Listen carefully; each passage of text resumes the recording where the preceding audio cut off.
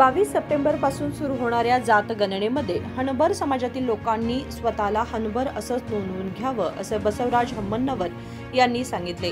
गुरुवारी बेळगावमधील पत्रकार परिषदेत ते बोलत होते। उत्तर कर्नाटकात राहणारे हनबर आपली वेगळी संस्कृती, आचार विचार जपणारे आहेत। देवगिरीच्या यादव वंशातील संस्थापक राजा बिल्लम पंचम यांनी तत्कालीन देवगिरी राजधानी करून जवळपास 150 वर्ष महाराष्ट्र, उत्तर कर्नाटक आणि मध्य प्रदेशाच्या दक्षिण भागावर राज्य केल्याचा उल्लेख इतिहासात आढळतो असे ते म्हणाले।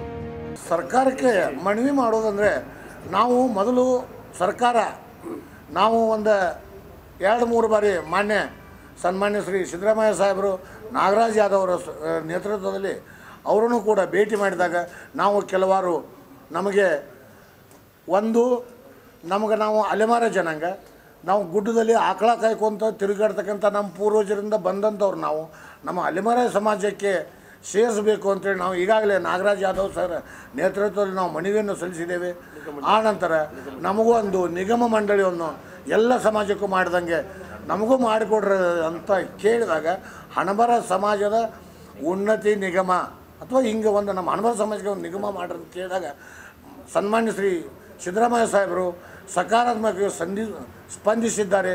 ಇತರ ನೇತೃತ್ವ ನಮ್ಮ ನಾಗರಾಜ್ ಯಾದವ್ ಸರ್ ಅವರು ಭಾಳ ಪರಿಪರಿಯಾಗಿ ನಮ್ಮ ಹಣಬರ ಸಮಾಜದ ಬಗ್ಗೆ ಭಾಳ ವಿನಂತಿಸಿ ಭಾಳ ಮುತುವರ್ಜಿ ವಹಿಸಿ ಸಿದ್ದರಾಮಯ್ಯ ಸಾಹೇಬರ ಮನಸ್ಸನ್ನು ಒಲಿಸಲು, ಜೊತೆಗೆ ನಮ್ಮ ಸನ್ಮಾನ್ಯ ಶ್ರೀ ಸತೀಶಣ್ಣ ಜಾರಕಿಹೊಳಿ ಅವರು ಕೂಡ ಈ ಒಂದು ಕೆಲಸದಲ್ಲಿ ಅವ್ರದ್ದು ಒಂದು ದೊಡ್ಡ ಪ್ರಯತ್ನ ಇತ್ತು।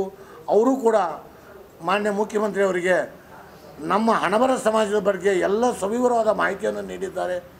ಆಗ ಅವರು ನಮ್ಮ ನಾಗರಾಜ್ ಯಾದವ್ ಸರ್ ಮತ್ತು ಸತೀಶ್ ಸಾವ್ಕರು ಇಬ್ಬರು ಮಂದಿ ಹೇಳೋಣ, ಸನ್ಮಾನ್ಯ ನಮ್ಮ ನೆಚ್ಚಿನ ಮುಖ್ಯಮಂತ್ರಿ ಅಂತ ಸಿದ್ದರಾಮಯ್ಯ ಸಾಹೇಬರು ಇದಕ್ಕೆ ಸಕಾರಾತ್ಮಕವಾಗಿ ಸ್ಪಂದಿಸಿ ನಾಳೆ ನಮ್ಮದು ಜಾತಿ ಗಣತಿ ನಾನು ಮಾಡಿಸ್ತಾ ಇದ್ದೇನೆ ಇನ್ನೊಂದು 2-3 ತಿಂಗಳಲ್ಲಿ, ಆಗ ನಿಮ್ಮ ಸಮಾಜವನ್ನು ನಿಮ್ಮ ಜಾತಿಯನ್ನು ಬರೆಸ್ರಿ, ಅದರ ಬಗ್ಗೆ ನಾನು ಸವಿವರದ ವರದಿಗಳನ್ನು ತಗೊಂಡು ಇದನ್ನು ನಾನು ಇದೇ ವರ್ಷ ಅಥವಾ ನೆಕ್ಸ್ಟ್ ಬಜೆಟ್ ಒಳಗೆ ಮಾಡಿಕೊಡುವಂಥ ವ್ಯವಸ್ಥೆ ಮಾಡ್ತೀನಿ ಅಂತೇಳಿ ಮಾನ್ಯ ಸತೀಶಣ್ಣ ಜಾರಕಿಹೊಳಿ ಮತ್ತು ನಾಗರಾಜ್ ಯಾದವ್ ನಮ್ಮ ಸಮಾಜದ ಮುಖಂಡರಾದಂಥ ನಾಗರಾಜ್ ಯಾದವ್ ಸರ್ ಮುಂದೆ ನಮಗೆಲ್ಲರಿಗೂ ಆಶ್ವಾಸನೆ ನೀಡಿದ್ದಾರೆ।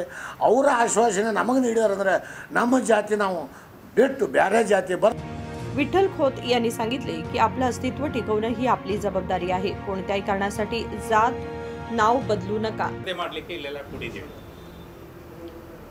ನಾವು। ಹನಬರಂದ್ರೆ ಯಾರು ಅಂತಂದ್ರೆ ಮೂಲ ದ್ವಾರಕೆಯಿಂದ ನಾವೇನು ಇವರು ಯಾದವರು ಇದನ್ನು ಅಲ್ಲಿಂದ ವಲಸೆ ಹೊಂಟರು। ಶ್ರೀಕೃಷ್ಣ ಪರಮಾತ್ಮ ನಿಧಾನ ನಂತರ ಅವರು ಇಂದ್ರಪ್ರಸ್ಥ ಅಂದರೆ ಇವತ್ತಿನ ದಿಲ್ಲಿ ಕಡೆ ಹೋಗ್ತಾರೆ। ಆ ಹೋಗುವಾಗ ಉತ್ತರ ಪ್ರದೇಶ, ಬಿಹಾರ, ಒರಿಸ್ಸಾ ಕಡೆ ಮೊದಲು ಪ್ರಯಾಣ ಮಾಡ್ತಾ ಕೆಳಗೆ ಮಧ್ಯಪ್ರದೇಶಕ್ಕೆ ಬರ್ತಾರೆ। ಮಧ್ಯಪ್ರದೇಶದಿಂದ ಮಹಾರಾಷ್ಟ್ರಕ್ಕೆ ಬರ್ತಾರೆ। ಈ ಬಿಹಾರ, ಒರಿಸ್ಸಾ ಮತ್ತು ಉತ್ತರ ಪ್ರದೇಶ ಇಂದ್ರಪ್ರಸ್ಥದಲ್ಲಿದ್ದಂಥವರು ಆಹೀರ್ಸ್ ಅಂತೇಳಿ ಬರೆಸ್ತಾರೆ। ಈ ಮಧ್ಯಪ್ರದೇಶದ ಒಂದು ದಕ್ಷಿಣ ಭಾಗದಲ್ಲಿದ್ದಂಥವರು ಅವರು ರಾವುತ್ ಅಂತೇಳಿ ಬರೆಸ್ತಾರೆ। ಇಲ್ಲಿ ಮಹಾರಾಷ್ಟ್ರದಲ್ಲಿ ಅಂದರೆ ಇಲ್ಲಿಂದ ಮಹಾರಾಷ್ಟ್ರಕ್ಕೆ ಬಂದೀವಿ, ಮಹಾರಾಷ್ಟ್ರದಿಂದ ನಾವು ಕರ್ನಾಟಕ ಬಂದಾಗ ಇವತ್ತಿನ ಬಸವ ಕಲ್ಯಾಣದ ಮುಖಾಂತರ ದ್ರಾವಿಡದ ರಾಜ್ಯಗಳಿಗೂ ಕೂಡ ಈ ಯಾದವರು ಬರ್ತಾರೆ। ಈ ಬಂದಾಗ ಇಲ್ಲೇನಾಯ್ತು, ಮಹಾರಾಷ್ಟ್ರದಲ್ಲಿದ್ದಂಥವರು ಕೃಷ್ಣಗೌಳಿ, ಗೌಳಿ, ನಂದಗೌಳಿ ಅಂತೇಳಿ ಬರೆಸ್ಕೊಂಡ್ರು। ಇಲ್ಲಿ ನಮ್ದೇನು ಮೂಲ ಉದ್ಯೋಗ ಏನಪ್ಪಾ ಅಂತೇಳಿ ಆಕಳು ಕಾಯುವುದು ನಮ್ಮ ಮೂಲ ಉದ್ಯೋಗ, ಹೈನೋದ್ಯಮ ನಮ್ಮ ಮೂಲ ಉದ್ಯೋಗ। ಹೈನೋದ್ಯಮ ಅಂದಿನ ಸಂಪತ್ತಿನ ಮೂಲವಾಗಿತ್ತು। ಅದರಿಂದ ಅವರು ಹೈನದವರು ಅಂತೇಳಿ ಕರ್ಕೊಂತಾನೆ ಏನಾಯ್ತು, ಹನಬರ್ ಅನ್ನುವಂಥ ಶಬ್ದ ಇದು ಬಂತು।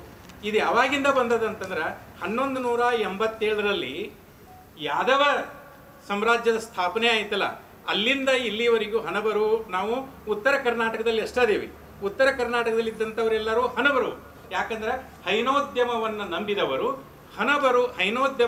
ಹೈನದವರ ಅಪಭ್ರಂಶವಾಗಿ ಹನಬರ್ ಅಂತ್ಯಕಾರ ಅಲ್ಲಿಂದ ಇಲ್ಲಿ ತನಕ ಬಂದದ, ನಾವೆಲ್ಲರೂ ಹನಬರು। ಅದಕ್ಕೆ ಇನ್ನು ಮುಂದನೂ ಕೂಡ ಹನಬರಾಗಿರೋಣ, ಇದು ಇಲ್ಲಿ ಏನಾದರೂ ನಾವು ಬದಲಾವಣೆ ಮಾಡಿ ನಮ್ಮ ಮಕ್ಕಳಿಗೆ ನಾವು ತೊಂದರೆ ಮಾಡೋದು ಬೇಡ. ಯಾಕಂತಂದ್ರೆ ನಮ್ಮ ಜಾತಿನ ನಮ್ಮ ಮಕ್ಕಳಿಗೆ ಬರ್ತದ, ನಮ್ಮ ಅಜ್ಜನ ಜಾತಿ ನನಗೆ ಬಂದಂಗ ನಮ್ಮ ಜಾತಿ ನಮ್ಮ ಮಕ್ಕಳಿಗೆ ಬರ್ತದ. ನಮ್ಮ ಮಕ್ಕಳ ಜಾತಿಯನ್ನು ನಾವು ಏನಾದರೂ ಈಗ ಯಾರೋ ಏನೋ ಹೇಳಿದ್ರು ಅಂತ बदल ಮಾಡಿದ್ವಿ ಅಂತಂದ್ರೆ ನಮ್ಮ मಕ್ಕಳು ತೊಂದರೆಗೊಳಗೆ पडतात. आपल्या ज्येष्ठांनी कधीच राजकीय प्रतिनिधित्वाची इच्छा धरली नाही, तरी देखील त्यांनी आपली ओळख जपली. त्यामुळे कृपया आपल्या ज्येष्ठांचा अपमान करू नका, असे ते म्हणाले. विनोद कोलकार, KMM मराठी, बेळगाव.